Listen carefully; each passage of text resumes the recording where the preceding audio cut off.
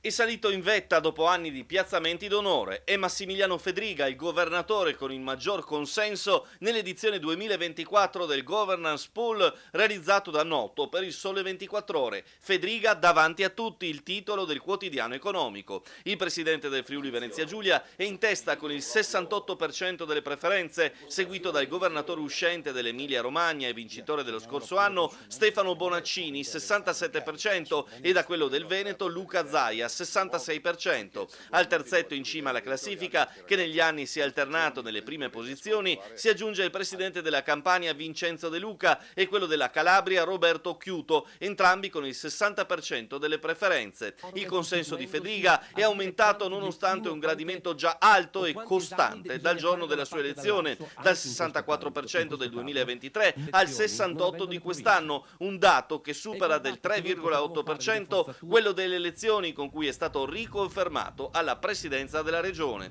Un elemento quest'ultimo in controtendenza rispetto al vicino di casa Luca Zaia, che cala del 10,8% rispetto alla tornata elettorale, e di Vincenzo De Luca meno 9,8%. Solo Bonaccini aumenta di oltre 15 punti il proprio consenso. Cosa ha provato quando ha visto questa notizia e secondo lei a cosa è dovuta questo riconoscimento nei suoi confronti? Ma penso sia frutto di un lavoro di squadra. Questa regione, penso anche dopo la pandemia ma non solo, è riuscita a creare quel senso di comunità dove le istituzioni, sicuramente la regione, ma penso anche alle categorie economiche, le parti sociali, la società civile, il volontariato, sono riusciti e riescono a muoversi insieme. Questo è in grado di dare ottime risposte al tessuto economico, produttivo e sociale di questa regione. Su questo vogliamo continuare a lavorare. Ringrazio ovviamente la fiducia, faccio il possibile per essere all'altezza, anche se ho la consapevolezza che non sempre ci riesco, però l'importante è cercare ovviamente di avere sempre l'ambizione di migliorare le risposte che diamo alla nostra comunità. Ma sicuramente i presidenti di regioni e la conferenza